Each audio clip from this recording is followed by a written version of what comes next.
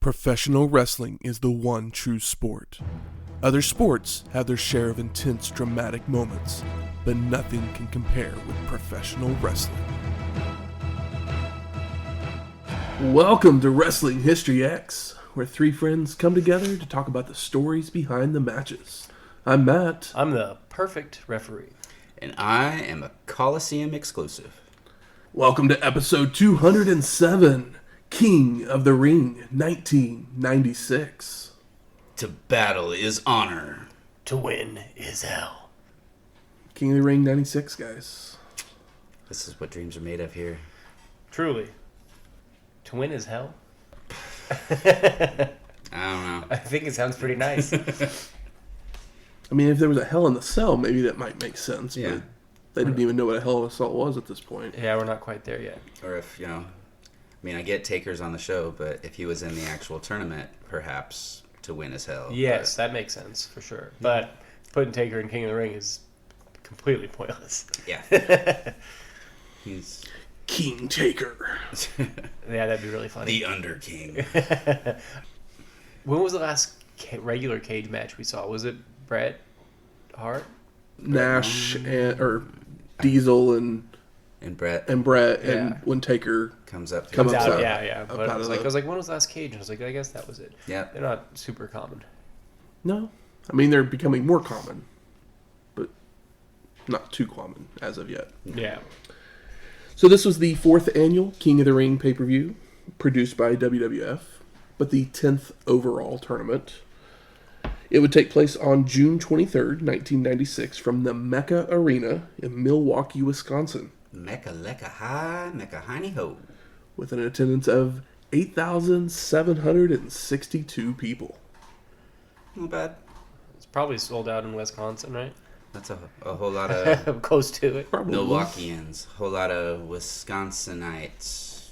What do they call people from Wisconsin? Wisconsinites? Wisconsinite sounds pretty good. Okay. Yeah. You'll have to ask Milwaukeeans is probably Milwaukee people. Call Alice Cooper. Ain't got the number. I don't think he's from Milwaukee. I just think it's, Milwaukee. Seen from Wayne's World. Yeah. But he could be from Wisconsin for all I know. Is that where that movie takes place? If it doesn't take... Or is it in Chicago? I'm trying to remember because they show like street signs I think on the movie. I know they go there for a They are concert. in. Chicago sounds good. It's not. I totally didn't mean to bring everything to a standstill. I mean, Does it start with a G? Aurora. Aurora. There we go. It's Aurora, Illinois. Yeah. Yeah. I knew it was a town in Nebraska. Geneva was the first thing that came to my mind. Aurora. It's in the Chicago metro area, so it's just outside. Yeah, a suburb of Chicago. All right, so not exactly Wisconsin. No. Definitely. Though it is just basically it's a day's drive from Chicago to Milwaukee. Well, I mean, it's a day's drive from here to Milwaukee. So. I mean, it doesn't take An that afternoon long. drive? An afternoon drive. I mean, true. It is only a day's drive from Oklahoma as well, but we're in Wisconsin. Yeah, we are. So Shane, did you do what you do? I did what I do. Yes, we are in Wisconsin. We are in Milwaukee, and fucking King of the Ring 1996. And anybody who follows wrestling knows what happens at King of the Ring 1996. So, while beer would probably be the appropriate beverage to bring, I at least brought something with alcohol. I've got some extended family up in the Wisconsin area, and I made sure to hit them up as soon as I found out we were going there because I wanted some authentic ideas. And I got a big list of stuff. Something a little more truthful than a Google search. Yes. Yeah, you can only trust so many best of lists written by random people that you've never met before. Yeah. If anything, I feel I can trust family when it comes to alcoholic matters. But yeah, I was told that the most authentic drink that you have to have is a brandy old-fashioned Wisconsin style. It's basically your typical old-fashioned. You start off with, it calls for a sugar cube. I didn't want to just buy sugar cubes so I could have 3 cubes of sugar, so I just used an approximate amount of sugar in a cube, but just the regular old loose sugar. Splash some bitters in with it, muddle it around a little bit just to kind of help break up the sugar, mix the flavors together a little bit. Tossed in a slice of orange and a cherry into each glass, and then muddled the fruits into the sugar and bitter mixture, and got it to where the sugar was nicely dissolved. Added about 3 fingers of brandy, gave it a nice little stir, put some ice in with it, and then topped it with a float of Sprite, and then a maraschino cherry to garnish. Nice and sweet. You could use any kind of float you wanted. You could go fancy and add some bubbly to it. You could use some club soda. You could use, I don't know, Mountain Dew probably. Squirt. I think you made a good choice with Sprite. But yeah, super tasty, nice and refreshing, pretty in colors. It's got nice and orange and pinks and reds, and yeah, I ain't mad. No, I was nice suggestion there, Jason. I was like, why does it feel kind of carbonated? And then you're like, Sprite. Splash of the Sprite. Yeah, I mean, I'm an old-fashioned fan anyways. This is just a little sweeter variety of one. Yeah, it's like, it's not as stiff No. because of these, know, the Sprite and the recipe was, I mean, it's a video. You got to look up, let me find his name, Charlie Barons or something like that. It's got a YouTube video. Pretty funny. But yeah, Shout it out says... to Charlie. Is that like a cocktail YouTube show or something? That was just the link I was sent of, if you're going to make one, you have to follow this recipe. And yeah, it's just a funny little tutorial where it talks about if you use bourbon, then just what the hell are you doing? Go back to Illinois. Stir your drink with a buck knife. Does sound like a Wisconsin. Stir your drink with a buck knife. I didn't have a buck knife, so I just stirred it with a steak knife that I cut the orange with. That's the buck knife of the prison. Yeah.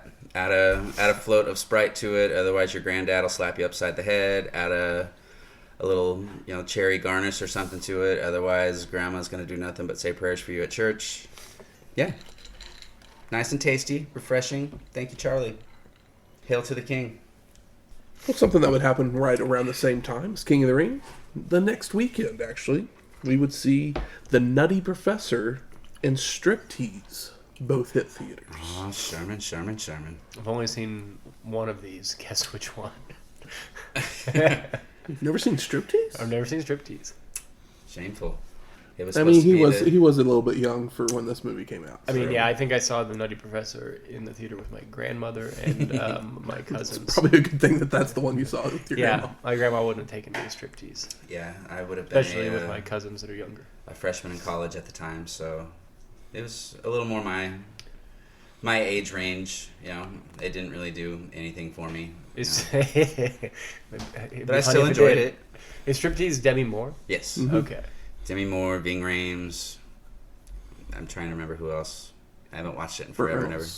Burt Reynolds. That That's sounds pretty wonderful with a cast like that. It is actually a pretty good movie. It's like, is it like fun trash? Yes. That's Yeah. all. I'm all about some fun. What's trash. funny is the previews for it when it first came out. It was these like serious previews of a struggling mother just trying to make it to be able to afford the good things for her daughter. And so she's doing this little striptease, blah blah blah blah blah. And then you watch the movie and it's this comedy thing. It's like, why the hell are you putting out these fake promos for it? It's not a drama. It's not a feel good. Tears at your heartstrings. Yeah. It rips your shirt off and lets you strut across the stage. So, maybe that's what inspired A24. So the guy to be so who misleading. wrote and directed the movie, Mm-hmm. he's best known for writing the screenplay for Blazing Saddles, Fletch, and It Could Happen to You. So he's a comedy writer. He's a comedy writer. Yeah. Total rom-com. Huh. Yeah, I definitely So, I mean, remember the it's- cover. The cover doesn't make it look like a comedy. Uh-uh. It looks like looks like a horn dog movie made for teenagers. Yeah. I mean, which are typically comedies. But True, yeah, but this is like kind of before. Yeah. This is pre. It's more of like a the documentary. Renaissance. Yeah, the Renaissance of the like titty comedy with like American Pie and then everything that ripped it off after. Or, there was tons of them in the '80s, and then I feel like there was less in the '90s, and then after American Pie, there was just a sleuth of titty comedies. That there were. But Tomcats. I remember watching Tomcats. Oh yeah, Tomcats. Right, right as I was hitting, right as I was hitting the age of, like, I can go see these R-rated movies. Yeah. It's when most of those movies hit. Nutty Professor is like the last super successful Eddie Murphy movie, right? Because I didn't see The Clumps or whatever, but Nutty Professor was a certified hit, right? Nutty Professor was, yes. I mean, I guess it depends on if you count Shrek as Oh yeah, True. as That's an Eddie true. Murphy movie. I don't, but he is the best part of it. Yeah, I mean, you've got Shrek, you've got Mulan. Oh yeah, he's like the old dragon guy, right? Yeah. I never saw Mulan. But yeah, then it was not a whole lot happening for old Eddie until like, I mean, Dreamgirls he came did along. he did Life and Bowfinger after. Bowfinger. I mean, Bowfinger's a favorite of mine, and Life is Life is like a movie that just good. It's just way too long. I think that it feels so long because you only ever watched it with commercials on TV. No, I went and saw it at Really? the theater because I mean Yeah. I was old enough to go see it when it came out, and yeah, maybe that's the point behind it is even the audience feels like they're doing Life Behind Bars because that movie lasted fucking forever. I feel like that movie kind of came alive on television, like Shawshank style. But I mean, basically, Nutty Professor was the first time he. I mean, not the first time because he obviously did it in Coming to America, but it was where his he return where to, he played a bunch of different characters, Yeah. and that's literally what most of his movies were.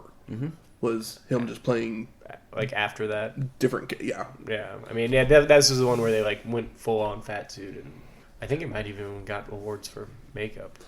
it might have. It was nominated for quite a few things. I know it got some Golden Globe attention.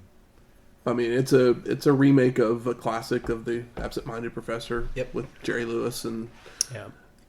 I mean, Yeah, I think. I think you had Flubber that came out the year before this one, so it was also Disney's reimagining of a lot of their classic movies. It's like, what if we take a star, and a current star, and put it in, an old movie? Definitely saw Flubber too. Both movies are worth watching. Yes. I mean, yeah, I'm gonna I- definitely yeah. say that. Yes. I'm not sure how they hold up now, but I wouldn't shake a stick at. I think putting on Nutty Striptease you Professor would still again. laugh at, and you would In my head, find Striptease- Demi Moore very attractive. Yeah, in my head, I mean, Striptease Nutty is like Professor, a less if good I'm Roadhouse. remembering right, does that one have Janet Jackson? Jada Pinkett Smith. Is it Jada? Yeah. Okay. Why am I thinking Janet was in? Or maybe Maybe she's in Nutty Professor too. it could be. Because there is a sequel, right? There is Yeah. a sequel. I think I saw that too. One of them had an Aaliyah song. Rest in peace. That's right. Well, enough about those. Let's talk some wrestling. Let's do it. Let's get to the main event. Well, not the main event. But Yeah, and just to bring up the poster, because I did that last time. This poster I looked at, got very scared because Warrior was on the poster. I was like, damn. That's a bad poster for this show. Luckily, I know what's going. What transpires here, so I wasn't that afraid. But I was like, come on. But they had him on the poster, so I mean, I guess that'll sell tickets better than some people on their way to being stars Yes. at this point in time. Come on, Ahmed Johnson. Put him on the poster. I like Ahmed Johnson's had some great performances, but I don't think he's selling tickets. Yeah. Wildman Marc Mero, baby. Give the Exactly. people what they want. So the WWF logo comes on the screen before we get tense music, while we get sound bites for each of the matches. Ultimate Warrior believes he will kick Jerry Lawler's ass, while various tournament participants believe they will be the king of the ring. Mankind believes he will destroy the Undertaker, while the dead man says Foley's soul is his. Sonny then says it wasn't a problem to beat the Godwinns, and they will do it again. And Goldust wants Ahmed Johnson to melt in his hands and his mouth. Oh, I mean, Goldust really pushing the line. a little bit. Followed by Shawn Michaels wanting to kick the Bulldog's teeth down their throat. The narrator finishes by saying it's the greatest card in King of the Ring history. And I actually went back and looked, and he's not wrong. I believe you. Yeah, this was a star-studded King of the Ring tournament. Let's remember who won the King of the Ring last year. And let's also remember... Only if we have to. Yeah, like, where did that guy go? Yeah. I heard something about him being possibly the third man. We might talk about him next week. Yeah. So King of the Ring logo scrolls across the screen before being welcomed to the show by Vince McMahon, while we see Owen Hart make his way to the ring in a suit. And Vince is joined by Jim Ross for commentary when Owen shoves his way between them and steals JR's mic, telling him to get on with it, and he wants to give his expertise. That's right. Look at my slammy. And I found, I'll just say this right now, I found Owen Hart a delight on the announce table. Yeah, it was nice. I was like, oh, this guy's a natural. But we go to our first match. Stone Cold Steve Austin versus Wildman Marc Mero with Sable in the semifinals of the King of the Ring tournament. And we get footage of Stone Cold defeating Bob Holly with the $1 Million Dream, and then Savio Vega with a stunner to advance in the tournament. That's the first time the stunner was used as a Finisher. Yeah. Cool. Before seeing Wildman beat Skip and Owen to advance as well. We would see Hart in the replay attack Mero after their match with his cast, claiming he slipped while trying to shake the Wildman's hand. So looks like Mero's coming in with maybe a little bit of an injury, possibly. Yeah. Maybe that's the story they're trying to tell there. Slightly concussed. And they're so far they're outside of, he can't be Johnny B. Bad. They put him in King of the Ring. They put him over Owen Hart. That's not nothing. So the match gets going, and the two men trade headlocks and hammerlocks until Mero uses a head scissors to send Austin to the floor, with the Wildman looking to dive out. But Stone Cold goes running, so Mero thinks better of it. We've already got Sable chance. Yes, we are there. We are there. She has arrived. Back in the ring, they trade arm wrenches and arm drags when Austin nails a Thez press. But the Wildman responds with a back body drop, causing Stone Cold to roll out to the floor to regroup. When Austin returns to the ring, the two fight back and forth through a knuckle lock, when Stone Cold would toss Mero over the ropes to the floor. And Austin would follow out to keep up the attack, pulling the mat up to expose the concrete before press slamming the Wildman onto it. Back in the ring, Austin with a vertical suplex, several elbows to the throat, choking across the ropes, and whipping him corner to corner, before delivering a second rope elbow drop for a 2 count. Stone Cold then continues with a gut buster before locking on a Boston Crab. But Mero powers his way out of it and rolls up Austin for a near fall. Stone Cold gets back in control with a back elbow, and he goes back to the Boston Crab, which the Wildman escapes again to counter into multiple pin attempts for 2. Did you guys see somebody in the crowd? Somebody that looked a little familiar? I'm trying to remember. ECW glasses guy. Oh, no, I wouldn't have recognized that. Really? Long, he's got the long curly hair, and he always wears the black glasses. I did not, but I'm sure he was there. He was there. I promise. I believe. I trust you. Austin grabs Mero for a back suplex, only for the Wildman to flip over and nailing a rolling prawn hold for a near fall, which busts open Stone Cold as Mero's boot caught him in the lip. Austin with a big right hand takes the Wildman down before going for a whip that's reversed, allowing Mero to apply a sleeper, only for Stone Cold to immediately hit a jawbreaker to escape. Austin then sends the Wildman to a corner where Mero leaps up and off backwards to crash into Stone Cold, followed by nailing a dropkick and a 10 count of mounted punches. Wildman continues with a back body drop before heading up top for a double axe handle that gets a 2 count. But he then runs into an Austin boot in the corner, only to recover to toss Stone Cold to the floor, following out with a somersault plancha. After rolling Austin in, Mero looks to head up top, but Stone Cold rolls back out to the floor to regroup, so the Wildman then flies to the ropes with a tope suicida. Austin's rolled in again, with Mero making it up top for a missile dropkick this time, for a near fall. The Wildman sets Stone Cold on the top rope to hit a super hurricanrana, and he makes the cover for the pin, and no! Austin kicks out. And Mero starts arguing with the ref, allowing Stone Cold to drop the Wildman with a stun gun across the top rope for a 2 count. Austin then nails the Stone Cold Stunner for the pin and the win. So Austin advances to the finals. In post-match, we see a close-up of Stone Cold's lip as he walks to the back. And it is not pretty. Nope. No, not at all. Also, the song is just so weird to hear. But it sounds just kind of like a song from, like, the trailer of, like, an Oscar bait movie. It's very bizarre. Trying to remember what his ringmaster music was. At one point, it was like Rhapsody in Blue or something like that. Yeah, it was just something very artsy. Yeah. Not badass kicker. No, it sounds more like maybe a Hollywood Bonds type of entrance. Yeah. When they were doing the little camera gimmick and everything. We go to the back, and Doc Hendricks is there with Jake Roberts. And Doc calls Jake the sentimental favorite, having overcome so many obstacles in his life. And Roberts says he was blind, but now he sees. He was deaf, but now he hears. He was saved by the blood of the Lamb. So how could he lose with the Lord on his side? Jake then compares fighting Vader to robbing a bank, saying he won't walk through the door. He will sneak up from behind. Fun little promo. Yeah, it's Jake. He can cut a promo for sure. Old man Jake. And he's, potentially... He's 41. I swear I heard that about 41 times throughout this I thought he was 61. show.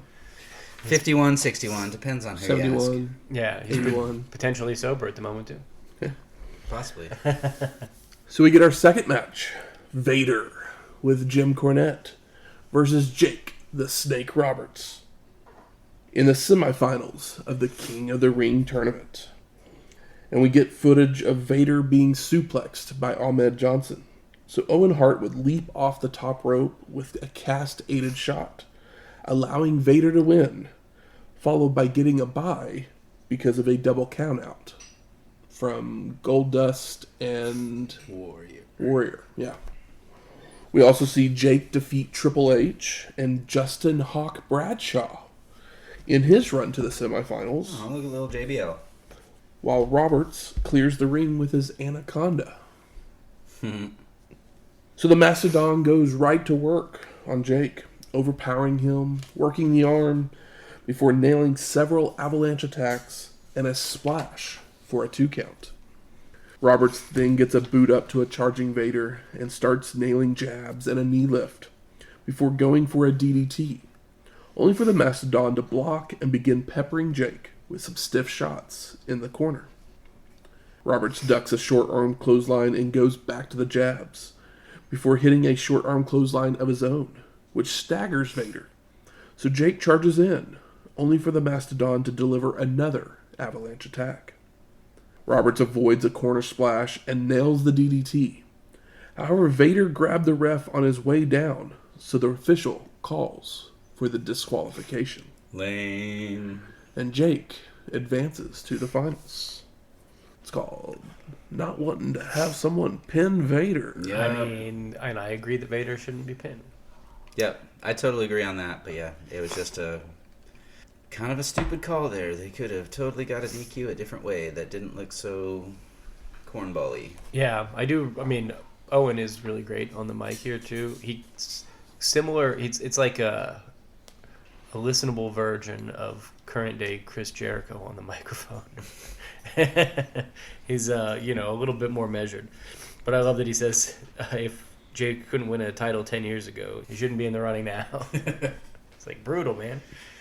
Yeah, truth. Either way. Yeah. So post-match, Roberts goes for the snake.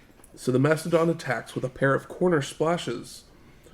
Cornette holds back the ref while Vader continues the punishment with a Vader bomb. And the Mastodon wants to hit a second one, but officials stop him in time before helping Jake to the back while he holds his ribs in pain. Foreshadowing.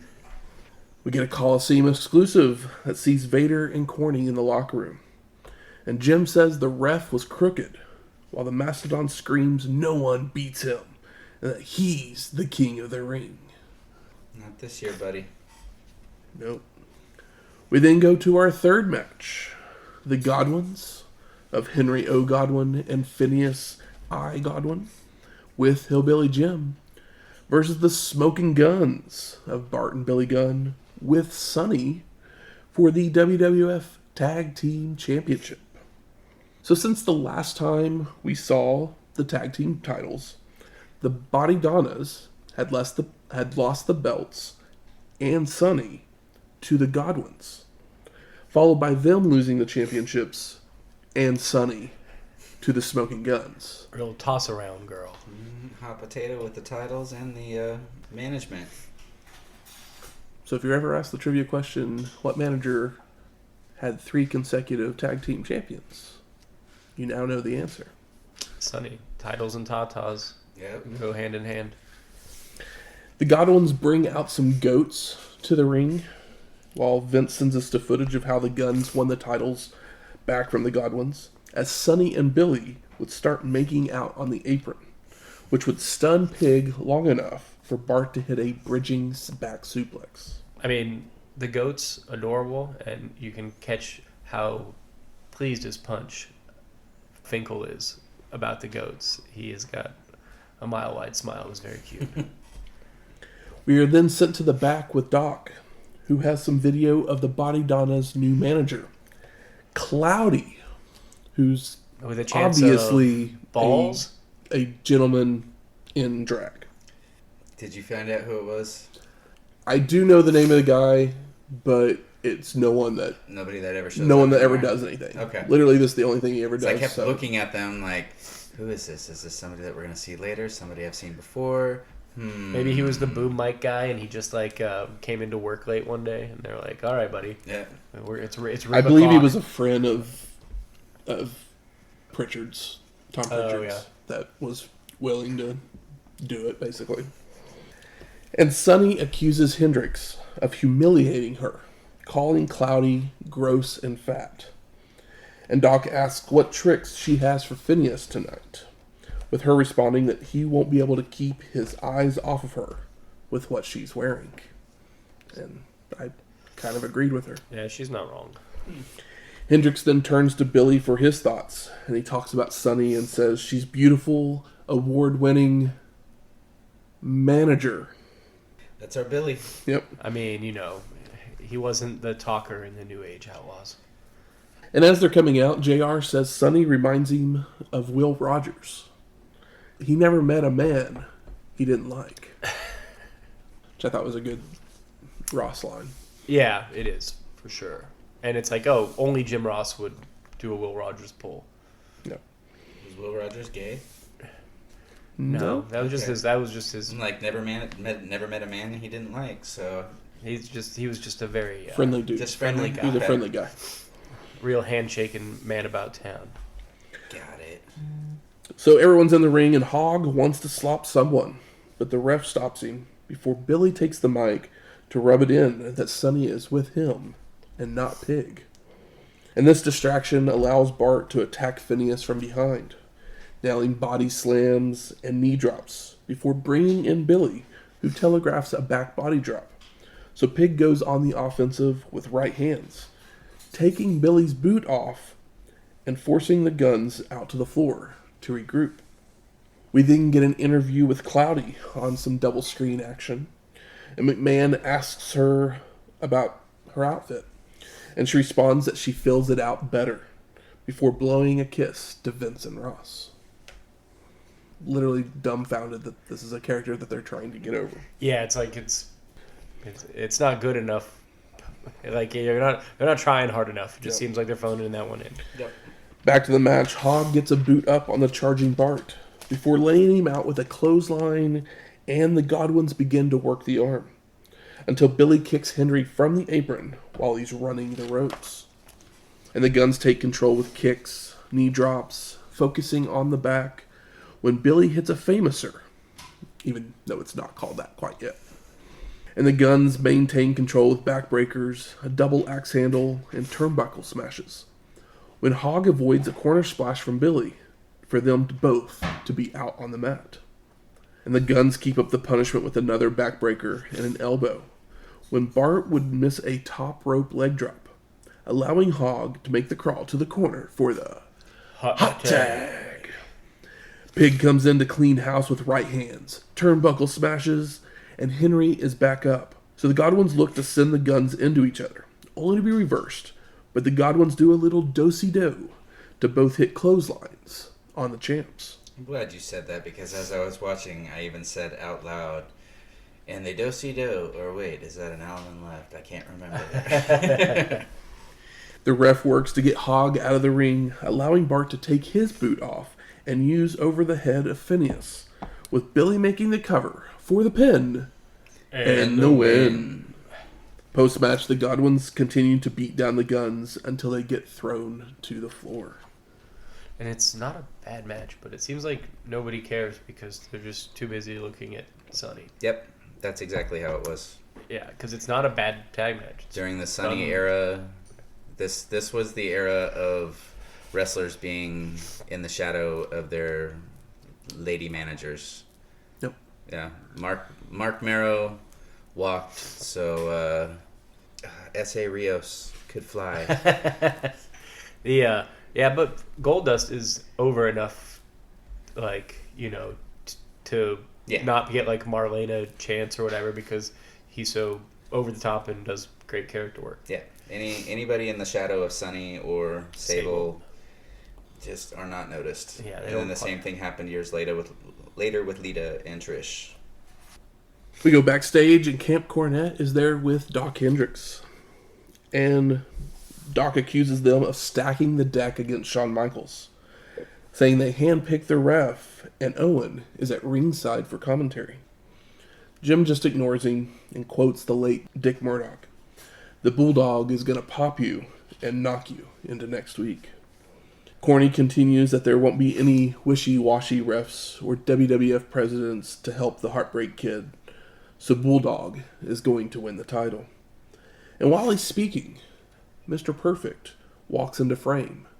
So Hendricks starts to question why he's in their locker room, with Davey Boy speaking up that Shawn would steal his wallet if he dressed in the other room. And Bulldog goes on to list his accomplishments, saying he will join the Triple Header Club by winning the belt. So after seeing this, I was like, oh, yeah, I guess this explains the Perfect Michaels little head nod that we saw at the In Your House. Yes. Beware of Dog. Uh-huh. I was actually listening to that episode earlier, and I thought that same thing as we got to that part of that episode. I was like, oh, yeah, I forgot about this. Because you guys even asked me if I knew what was going on. I'm like, nope, I have no clue. This makes sense. Yeah. Little seed planting. I like it, WWF. Yes. Appreciate it. Nice way to follow through on that story. So we go to our fourth match. Jerry, the King Lawler, versus the Ultimate Warrior. And the story behind this match was that the King wanted to chastise the Warrior after he intimidated Marlena during a match against Goldust. And Lawler tried to get the director's chair back for Marlena, only to have the Ultimate Warrior grab and destroy it. Later, the King would attempt to apologize for his interference by giving Warrior a framed portrait of himself that he had painted. But the Ultimate Warrior refused.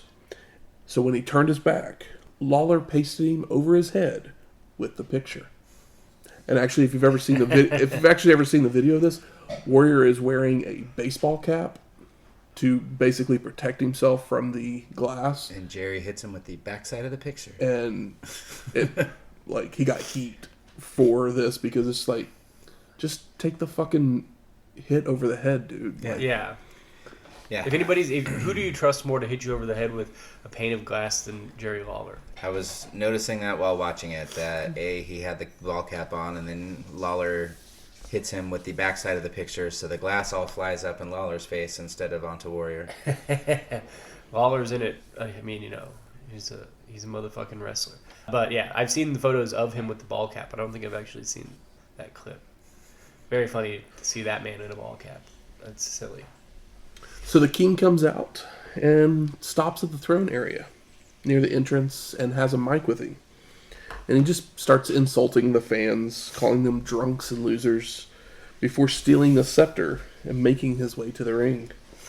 And the King finishes by saying Warrior has overstayed his welcome in the WWF before True. seeing the footage of that portrait shot.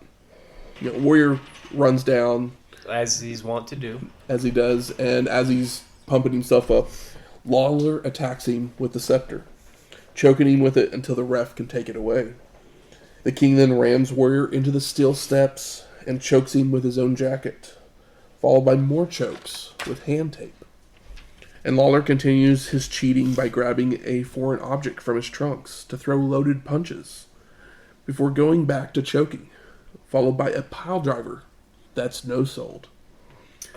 And Warrior begins to ultimate up. Hits a trio of running clotheslines before nailing a leaping shoulder tackle for the pin and the win. Lame and felt long. And Yes, Jerry Lawler and doing yes. crowd work is always pretty good. This one was nice because he was pretty gnarly. Also, King of the Ring sponsored by the Sega Saturn blimp. Yes. That was... Got a shout out to Sega Saturn. That was pretty great, seeing that thing floating around in the ceiling. Also, I saw growing up in the crowd in a Marilyn Manson shirt. And this is like, when he was at his most hated probably. Prime 96, baby. Before everyone was like, you know what, the Dope Show's a pretty good song. Doc's in the back with President Gorilla Monsoon, and behind them you see the medical staff taping up Jake the Snake. Taping up his ribs. And Gorilla says that Jake wants to continue, because how many more chances will he get? And because, they keep mentioning that he's 41 years old. And they also don't know if he can stay clean. Because that's totally ancient, especially considering how old most of the roster is today. I mean, the difference is, that literally these don't hit guys your didn't, prime until you're 40 years old at this point. These guys didn't take care of themselves back in the day, though. They were road dogs and drugging, and AJ Styles is like 43.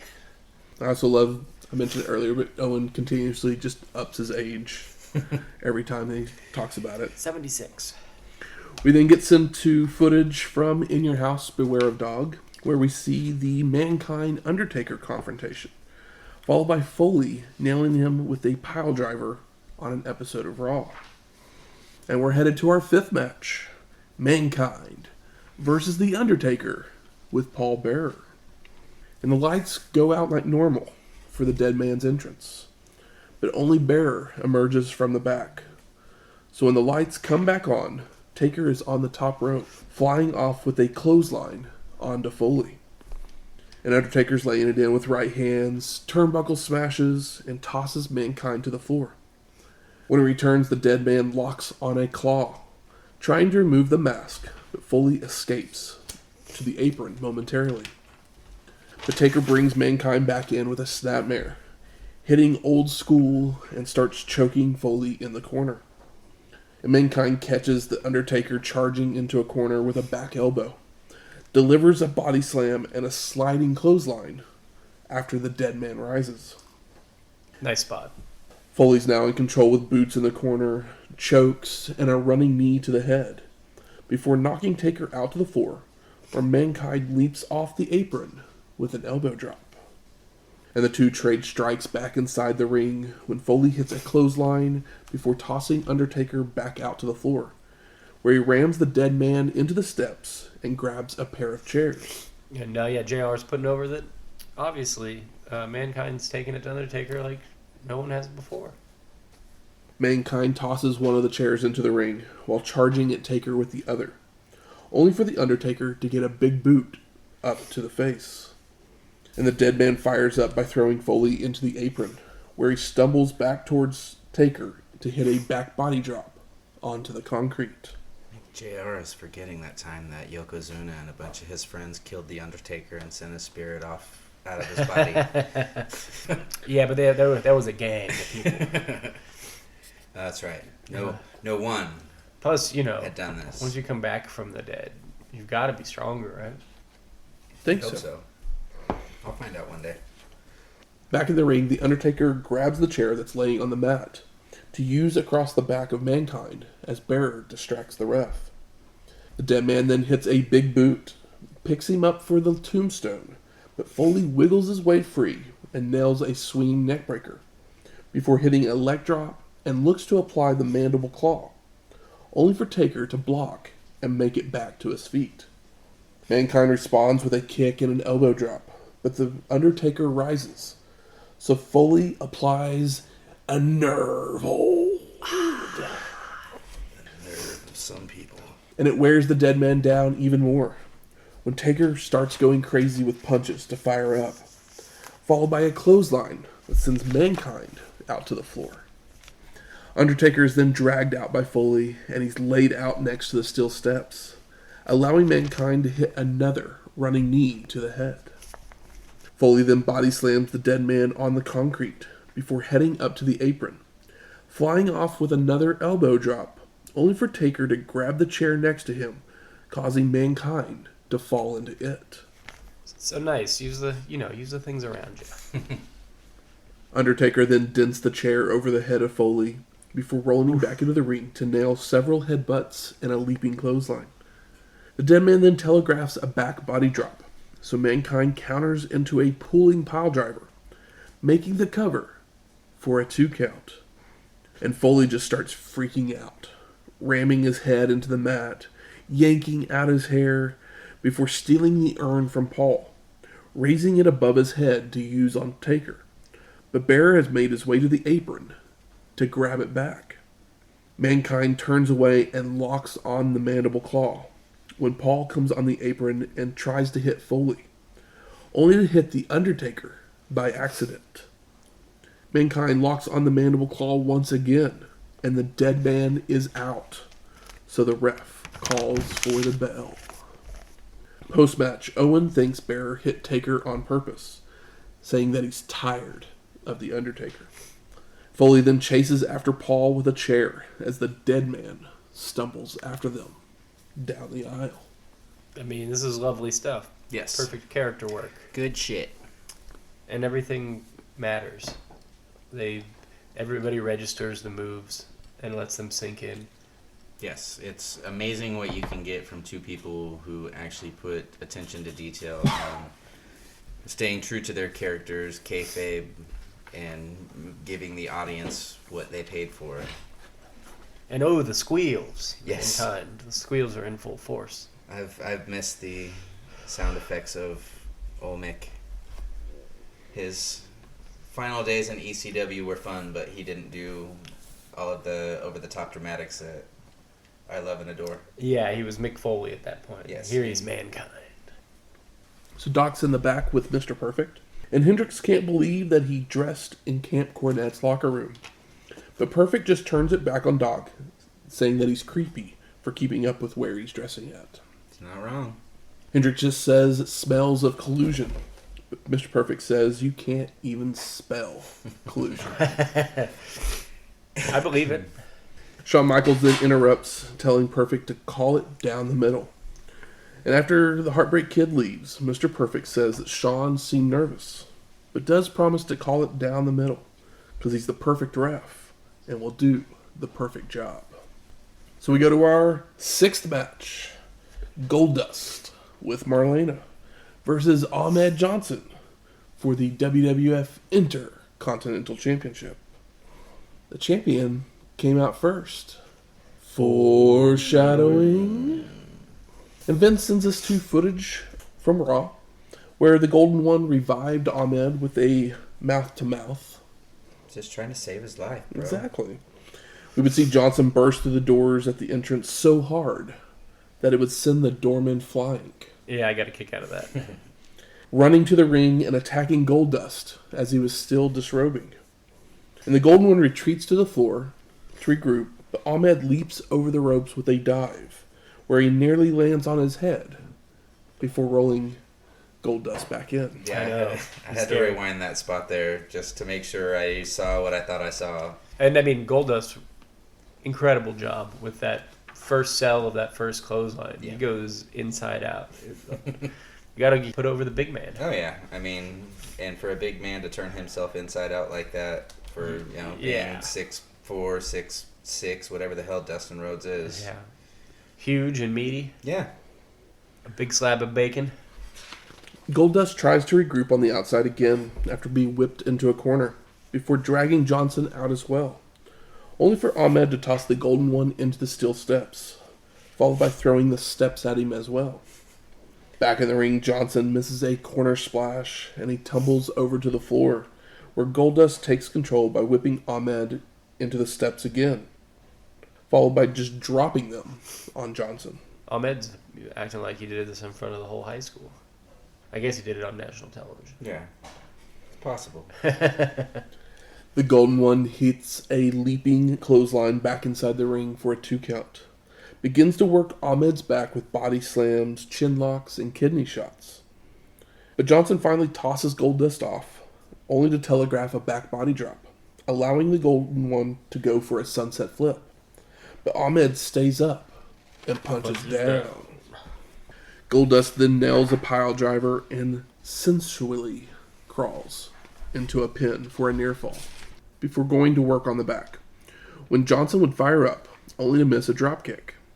The Golden One would apply a sleeper that seems to put Ahmed out, but Goldust releases it so he can revive Johnson with some more mouth-to-mouth. And I said earlier that, all these ladies get the chant. There is a Marlena chant, but Marlena no-sells everything that happens in the ring as well as the chant, as she just smokes away, staying in character. Ahmed wakes up in a fury, grabbing Goldust by the throat and starts wailing on him with punches, followed by a spinebuster and the Pearl River Plunge for the pin and the win. And new and first African-American Intercontinental Champion in WWF history. I know that the champion came out first, but for some reason I did not expect them to put the belt on Ahmed Johnson. I don't know why, because I guess Goldust doesn't really need the belt because he can get heat by just, giving a boy a smooch and rubbing himself. Yeah. You want to send the crowd into a tizzy, throw on some ladies' undergarments or something like that. And Ahmed Johnson, the big boy will beat your ass. Yeah. Yep. No tricks here. Yeah. Only a little slightly homophobic. But, it's still, he was assaulted. If it was prison, he wouldn't care. Vincent sends us to a commercial for In Your House International Incident, where we see aliens abduct a wrestling fan and try to experiment on him. But the fan tells them that he doesn't want to miss the pay-per-view. And the aliens become intrigued, especially when the fan shows them Sonny. Yeah, even the aliens know Sonny's hot. Space boobs. And the aliens say she requires closer inspection, so they teleport Sonny to the living room. It's a fun commercial. It is. I feel like we've had another alien commercial somewhat recently for WWF. I'm trying to remember. I don't remember right offhand. Yeah, but I'm probably saying I think there was one. McMahon then gives us a Coliseum exclusive, where Ahmed Johnson walks into the locker room, only to receive celebratory champagne bath from several wrestlers, followed by Shawn Michaels giving him a hug. Aww. Welcome to the club, buddy. And all of a sudden, we're back in the arena, and it's Brian Pillman walking down to the ring on crutches. We've been waiting. Jim Ross goes to interview him at ringside, where the loose cannon starts going on about the sewer of human waste in the arena. And he can see why Jeffrey Dahmer tried to consume the whole state. Too soon. That's pretty heavy for WWF television at the time. Ross asks Pillman about wrestling in the WWF, but he just calls him a stupid son of a bitch and claims he can say and do whatever he wants, daring any of the superstars to stop him. And the loose cannon continues by calling himself the brightest star that has stepped foot on God's green earth, and promises to rape, pillage, and plunder the WWF. Alrighty. He's is it slightly being pushed off as an invasion? Of a single man invasion? I wonder where they got that idea. I think he's just being kind of crazy. Yeah, I mean, yeah. He is a loose cannon. Pillman's going to do what Pillman's going to do. So we go to our 7th match. Stone Cold Steve Austin versus Jake the Snake Roberts in the finals for the King of the Ring. And as Stone Cold makes his way to the ring, he passes Pillman in the aisle, and they exchange a glance, with the loose cannon wishing him luck. It's like they know each other from somewhere. Little Hollywood blondes. A previous life. Like little nod to the smart fan there. To the real ones. And Vince tells us that Austin had gone to the hospital to get stitches for his busted lip, while Jake limps to the ring, holding his ribs. And Stone Cold attacks Roberts as he enters the ring, stomping and punching the ribs, trash-talking Jake while hitting him with forearms and axe handles, before ripping away the tape around the ribs. And Gorilla Monsoon makes his way to ringside and wants to end the match, but Jake just pleads for him not to. And Roberts rallies with jabs, calls for the DDT, only for Austin to drive him rib first into the corner with shoulders, followed by a Stone Cold Stunner for the pin and the win. And we get Doc Hendricks hosting the coronation ceremony on the stage area. Austin tells them to get Jake out of my ring and the WWF, saying that he proved that Roberts doesn't have what it takes anymore. That Jake thumps his Bible and said his prayers, but it didn't get him anywhere. You can talk about your Psalms, talk about John 3:16, but Austin 3:16 just says, I kicked your ass. And Stone Cold would continue by telling Jake to go buy a bottle and find some of his old courage, before giving notice to the boys in the back that they're on Stone Cold's list. And Austin tells someone off screen to piss off, saying he will be the next champion.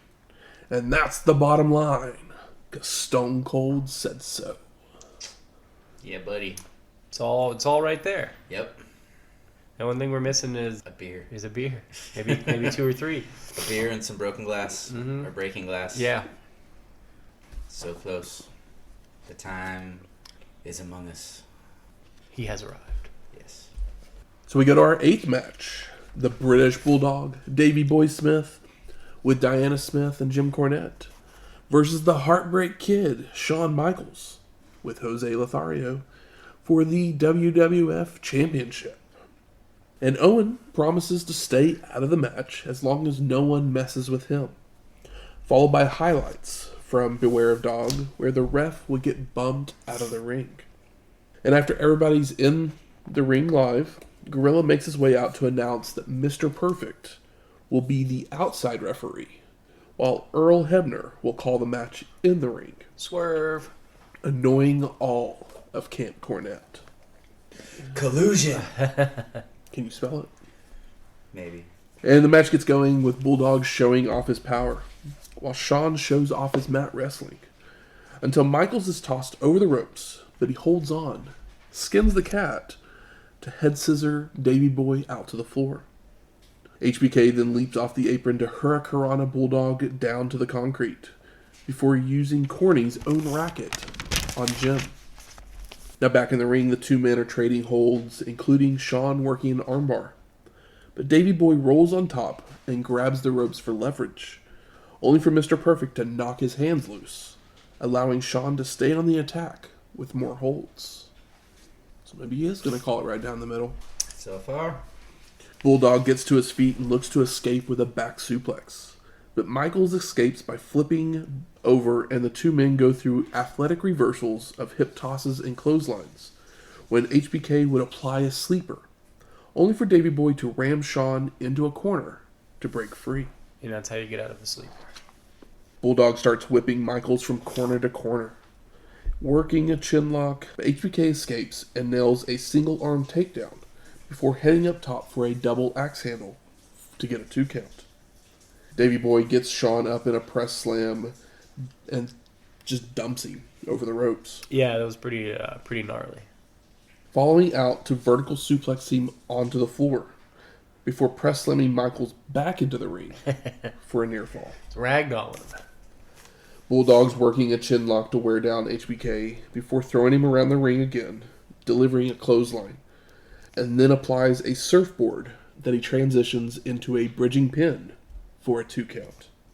Shawn starts to fire up, but Davey responds with a knee to the gut, a back body drop, and a leg drop for a near fall, before going back to the chin lock.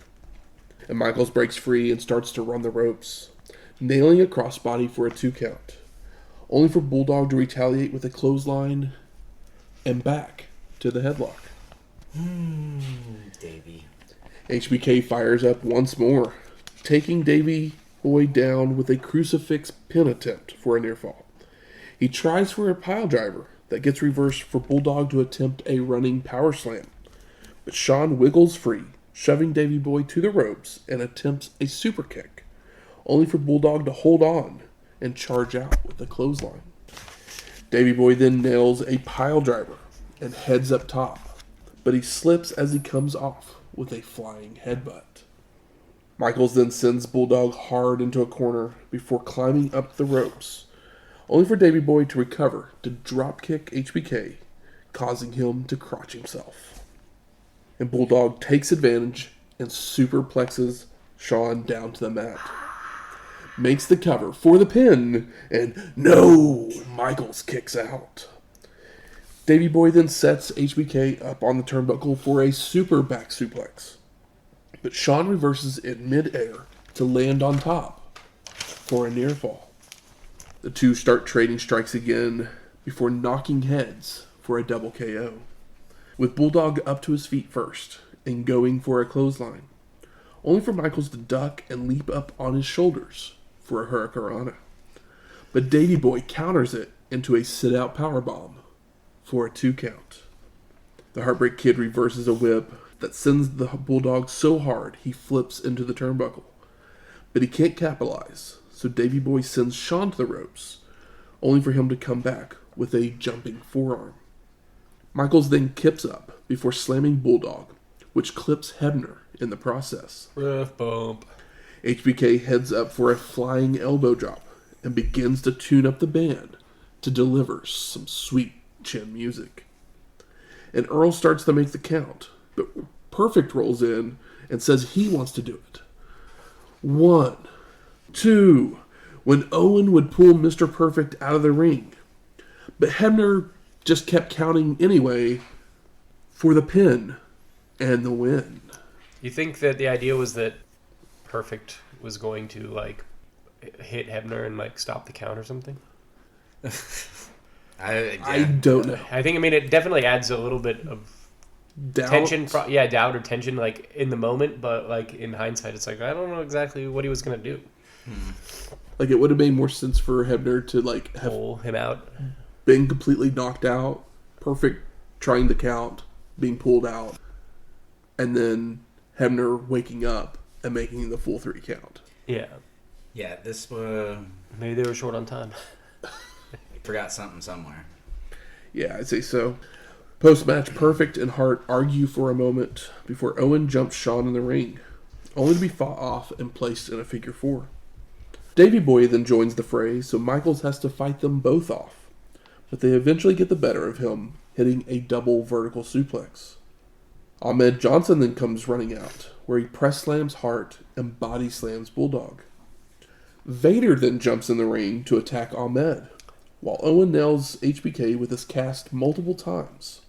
And Cornette just continues the punishment on Johnson with a whip-aided Mastodon corner splash before setting up Shawn for a Vader bomb, only for the Ultimate Warrior to come running out, shoving the Mastodon off the ropes and handing out clotheslines to everyone. Cornette bells down the aisle, leaving Michaels, Ahmed, and Warrior to pose in the ring. And Vince announces that a match has been signed for In Your House International Incident, where these 6 men will face each other. What a coincidence. But this would be the last time we would see the Ultimate Warrior on a WWF pay-per-view until his Hall of Fame induction in 2014. Aww. Bye-bye, buddy. Yeah. So, yeah. Wait. I don't really mean it when I say buddy. That's right. WWF pay-per-view. Yeah. I was like, oh, that means we only get to see him 2 more times. But then I forgot about the whole WCW Stupidity. They finally got Renegade money. They did, but They did something. they may have got Renegade for their money. McMahon then gives us another Coliseum exclusive, where we see JR in the back with Camp Cornette, telling them that they should be ashamed of the gang fight. And Corny says that the Heartbreak Kid has every friend he's had since grade school out there. And Jose pulled a switchblade on him. But if they want a gang fight, they got one. Ross then shames Owen for getting involved, saying he was supposed to be a commentator, with Hart denying that he interfered, saying he was just showing Mr. Perfect how to make a count. And Cornette agrees the officiating was bad, calling Hebner a homeless wino, and thinks they will get a fair shake in Canada, because that's where international incident will take place. Bulldog then chimes in that he didn't know Shawn had that many friends, but he's confident because he has Owen and Vader. JR then asks Corny for a final statement, and he answers, "Yeah, you got the biggest jowls I've ever seen in my life," before also adding, "Vader would eat you alive if he wasn't on a low-fat diet." We then go to a highlight package from the evening before fading to black. Aww. So I ask you, gentlemen, what are your overall thoughts of King of the Ring 1996? I'd be lying if I said it was a hard watch. Yes. Fun. Just as fun today as it was all those years ago, 27 years ago. Wow. 27 years ago. And the only thing that's that's really over long is like Jerry Lawler basically stalling because the Warriors are only going to do a 2-minute match. Yeah. It's like, I mean, and if anybody's going to stall, it might as well be him. He can do it. The crowd, if anything, he's at least 41, 42 there, so they got to think he's just an adorable old man just walking around butterscotch candy in his pocket or something. He's invincible. The man just came right back from a stroke. So yeah, I think this is a very solid show with some excellent storytelling and character work, as it literally gets over 3 of its newest names in Mankind, Ahmed Johnson, and then of course Stone Cold Steve Yep. Austin. A superstar was born with just a few words. But literally all 3 of these guys took a step up in everyone's eyes. Because of the show. Yeah, but this is the thing that WWF continues to try to do, which helps them, becomes one of the reasons that they finally win the war. And you can see it right here on the first show where the war kind of truly is about to start. New talent. I mean, Austin's been wrestling for a while. Mick Foley's been wrestling for a while. But, these are new gimmicks on the largest wrestling show. Yep. Beautifully done. It more than makes up for last year's shit show of a King of the Ring. It totally eliminates from the majority of everybody's memory the winner of the previous King of the Ring. Yep, very smart to not have him on this show. Yeah, it sets the bar for future King of the Rings with the way Stone Cold's year goes following this. I mean, for some reason you didn't know, Mabel won last year. If you don't know who Mabel is, lucky you. Yeah. Tune in next week. I hear he might be a third guy. About as big as 3 guys. Good. Where's the smart marks at? All right. Fuck you. I think it's time we smark it up. Smart. So what are some of the best moments of this show? Promo time. Yes. There's so many good promos. So many good lines throughout the show. I mean, Jim Cornette's always a solid hand. Austin is fully Austin. Jake Ross had that Jake fun cut a line promo? about Yeah. Even Ross is getting a little fun these days. the Will Rogers line. Yeah. Owen and his little one-liners throughout the show, just on commentary. 61, guys. 71? 50. 81. 91. I don't know. 91? Old man Roberts. Yeah. If he couldn't have got the belt 10 years ago, makes you think he can do it now. Yeah, I mean, it's... Even the tag match, I don't really give a shit about the Godwinns, but it was laid out really well. Mhm. That's how it should have gone. The tension, even the hot tag was good, even though the crowd was too busy staring at Sonny's ass. But, you know.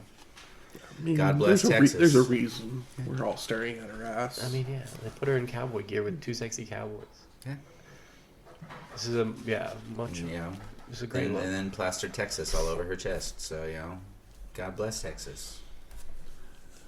I'd like to mention that I think this is now like 4 matches in a row for the Undertaker that have been good. Mm-hmm. After literally just kind of like the Undertaker. Yeah, I mean, for the longest time. Undertaker, Kamala, and Yokozuna, like not that fun. You need Undertaker to have somebody that can move. Bump for him. Yeah. Yes. And you know, Taker versus Faker did no favors to anybody, but old Marc and Mick can really tear it up in the ring. Oh yeah. They're like 2 different sides of the same coin. The scars of Austin, the busted lip, the stitches, the rebusting of the lip, all added to his future look. You know, he forever has that scar on his lip now that was part of the signature snarl of Stone Cold Steve Austin. And it only adds to how bad, like, his I'm a badass vibe. It's like, oh yeah, he busted his lip, came out, busted it open again, and then cut a promo talking about kicking people's asses. Yeah, and then, you know, 9 months from the show, he basically says, "Here, hold my beer," literally, and then shows us what he can really do. Does it take that long? From, what, this is July, June, something like that? Is that when this Yeah, took I place? guess it is. I guess it is To the March, April, Mania. Yeah, against Brett. I thought it Summers. Yeah, because Stone Cold does kind of just linger in the mid card for a while until Brett comes back. Yep. Spoiler alert. That's where the gold comes in. It's been 27 years. How about most disappointing, Warrior? I mean, Yeah. I understand them trying to do it, like, you know, Vince being like, fuck.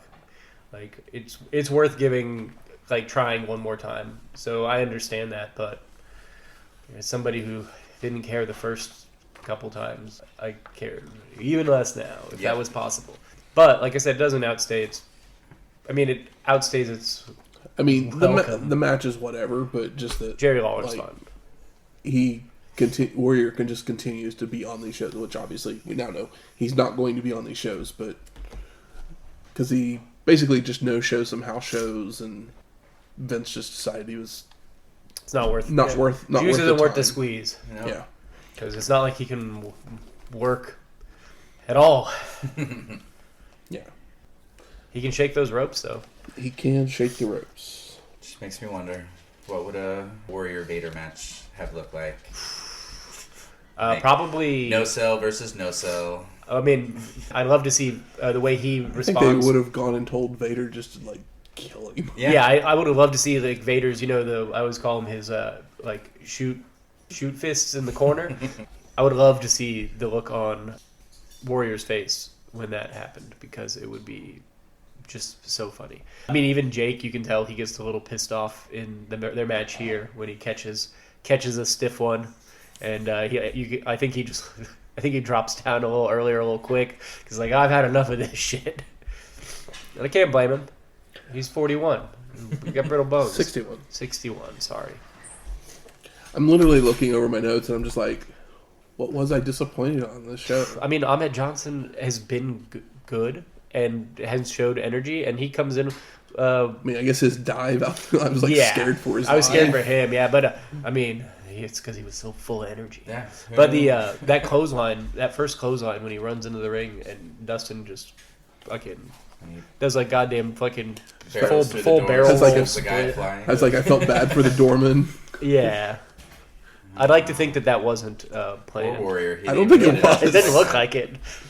Maybe it was Ahmed's intention. If I was one of those doormen and I was like... See, this would have been a great year for Jeff and Matt to have been the door guys, because they really could have sold that flying. I was just like, if they had told me, like, he's going to come busting out the doors, I would have been like, I'm going to move about 3 feet this way. I'll still go flying, if that's what you want me to do. I mean, he's the most, like, physically impressive guy on the roster right now. Easily. I mean, Warrior doesn't count. We're not counting Warrior. Like, I want to say why the whole Brahma Bull thing became a term in wrestling.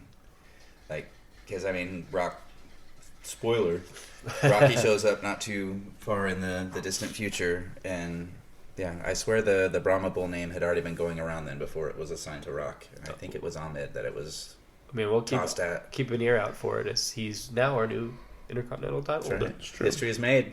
Sorry, JYD. Like I said, what a smart thing to do. You have this like guy that looks like a world beater and has had some good matches with guys that, you know, can give him a good match, and Goldust doesn't need a belt, doesn't need a fucking hat, he doesn't need to be king of the ring. He doesn't need anything except himself and Marlena. And, you know, I don't even know if he necessarily needs her, but it's nice to look at.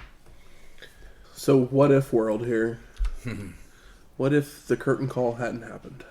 Because Triple H was supposed to win the King of the Ring. Yep. Yeah. What is our world view of WWF if Triple H wins this King of the Ring? I feel like no matter what, like, it may have taken a little longer, but nothing was going to stop, like, Steve Austin from getting himself over. He's like, at some point, it just might have be a little more contentious. Maybe there would have been.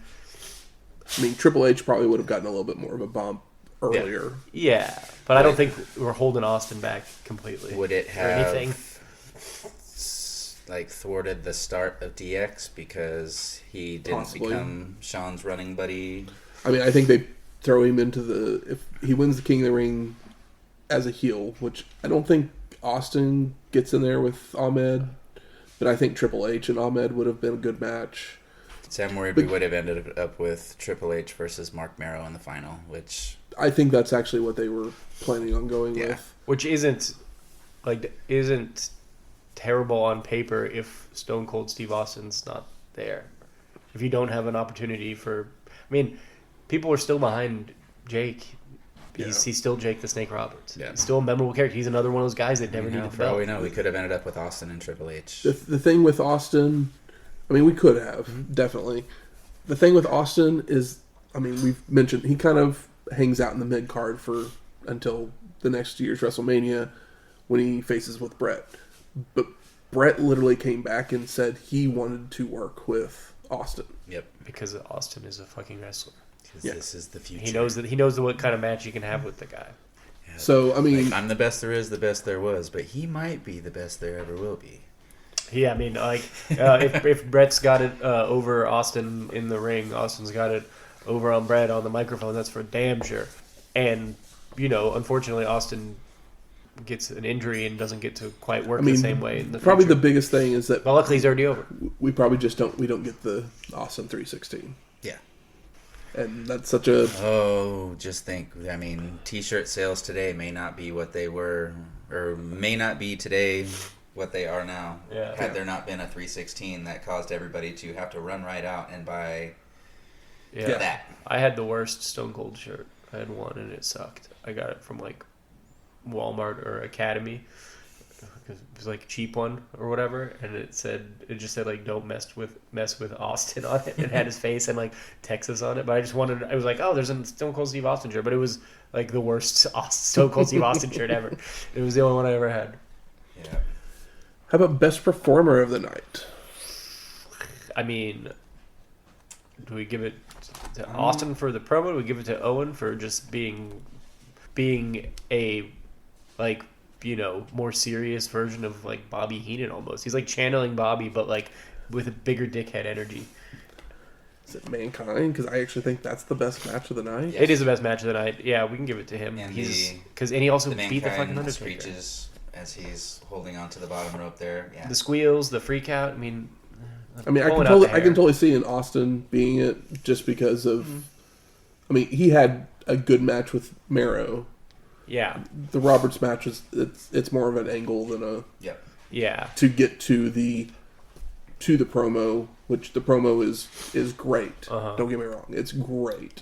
I like the title match too. Like, it gets to a point where it feels like a New Japan title match at points with like the trading of the big moves and the like throwbacks, like when holds the rope and I think stuff. the main event probably went, long. maybe a minute and a half too long because Davey Boy just kept going back to the headlock, chinlock. Yeah. There at the end, kind of like maybe one time too many. Yeah, but I think it was good. I thought it was a solid match. I'm not hating on the match. But I mean, Mankind is now like a star. He beat the Undertaker.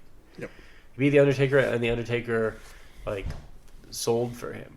When he sits up and Mick Foley does the basement lariat or whatever, basement clothesline, it's like he has to win this match now. Yeah. Like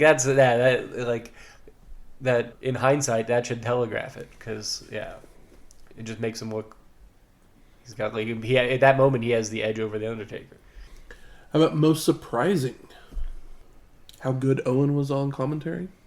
Yeah, I guess so because he's always been like a good promo, but like he isn't like a Macho Man or nobody else is a Macho Man either, but he's not a Jim Cornette, but nobody else is a Jim Cornette either. So it's like, but he's very concise. He doesn't stumble over his words. He's not coked to the gills. It's not like a Flair promo. Even a bad Flair promo is still awesome, but that's because he's Ric Flair and he has that like energy or whatever. It's not like we have Hacksaw on commentary or something. Yeah, Owen Hart is very clean. He's very focused and it sounds like he means everything he says. And he says a boot. A boot. Brian Pillman. Yeah, that might be the surprise because I was definitely popped for it because we've been waiting for him to show up, but I didn't know that he showed up on this show. I've never seen this show. I've seen the Austin promo, obviously. So I knew it was coming. I just couldn't remember when he showed up exactly. Is Owen's arm actually hurt, or is this just a angle at the moment? I think it has to be really hurt because he's been wearing it for a while. Yeah. I think it's possible that it started out as an actual injury, and now they're like, okay, we'll use this as an angle before we put you back in the fold. It's probably Bob Orton. I was going to say it's the Bob Orton thing because he had an actual injury and then just kept wearing it to use it as a weapon. Yeah. Making their way to the ring. It's trivia time. Uh-oh. So this week the category is what happened when. What happened when? So 5 points for a correct answer, 3 points if we go to multiple choice. I'm going to give you a show. You're going to give me the main event of that show. All right. Okay. Between 93 and 94. The show is Clash of the Champions 28. Oh, shite. I'll go straight to multiple choice if you're willing to, and we can buzz in because I can't afford to make wild accusations. Thinking 93-94 Clash of Champions 28. 28. All right. You won't give it. You're not going to give us the year. Not that it'll probably matter. No. That would be part of the clue. It would. Yeah, I don't know. We'll go multiple choice. All right, going to multiple choice. Your 4 options are Ric Flair versus Sting in a unification match for the WCW World Heavyweight Championship and the WCW International World Heavyweight Championship. Number 2, Ric Flair with Sensuous Sherry versus Hulk Hogan with Jimmy Hart for the WCW World Heavyweight Championship. Sting and Ric Flair versus Vader and Rick Rude with Harley Race.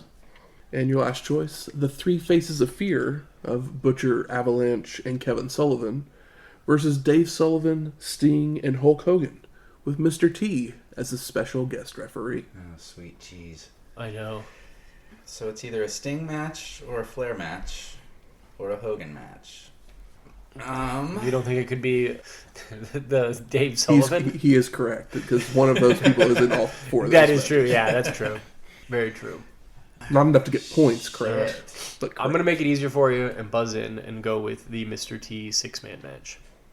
That is incorrect. All right, Shane. Clash Clear the 28. field for you a It's bit. either Sting and Flair unification, Hogan Flair for a championship, or Sting and Flair versus somebody? Vader and Rude. Vader and Rude. 28. Yeah, you're trying to find out if it's 93 or 94 now. So you can choose between the two that are more. I'm Probably. going to say it's like 2021 was like 91, 92-ish. I'm going to say Hogan versus Flair. That is correct. The unification match. That was my first, or That not the wasn't unification. me. Sorry, yeah. My first thought was it would be the unification match, but it wasn't. And I was like, well, Hogan, is he going to do it on Clash? That's not a That pay was per view. Hogan's first WCW show. Yep. Yeah, it makes Clash sense for it to give it to everybody, and bring them in. You just won free, and then no, not again. Cool. Yay. Next week, Bash at the Beach, 1996. Another big one. Yes. Slightly. Slightly. just maybe. Yes. We Like, literally, I was kind of like, wow, that's like two shows that are like Monumental. in the history of wrestling, or like literally like yeah, a week apart from each the other. course of professional wrestling was changed within these two shows. Yep, and it's like, yeah. I mean, we'll talk about it more next week. But if the second thing doesn't happen, like, does anything really happen? Very possibly not. Yeah. So music from this week's show is the King of the Ring opening, and Shawn Michaels won our main event, so we play Sexy Boy by Jimmy Hart. Yeah. If you like this episode or any of our other ones, please go out there, rate and review us on iTunes, Stitcher, Google Play, or wherever you find your podcasts at. And if you have any questions, comments, concerns, Where the hell are we going? We're going to Daytona Beach. If you know what people in Daytona Beach like to eat, Is there drink, an official NASCAR cocktail? probably. I think I have no idea. I don't know NASCAR drivers off the top of my head, so I can't think if there's anybody that's from that area. It's I just know they've got Richard the Daytona. Petty. Yeah, it's just drinking a Boilermaker and then using it as your dip can. I'm sure there's like a Petticoat Junction or something like that drink. But yeah, like, send us a message, slide into our DM, shoot us an email, something. Say hey. But you can do that on our email at wrestlinghistoryx@gmail.com, or find us on Twitter at WrestlingHistoX. That's Wrestling HISTOX. We'll talk to you next week. Laters.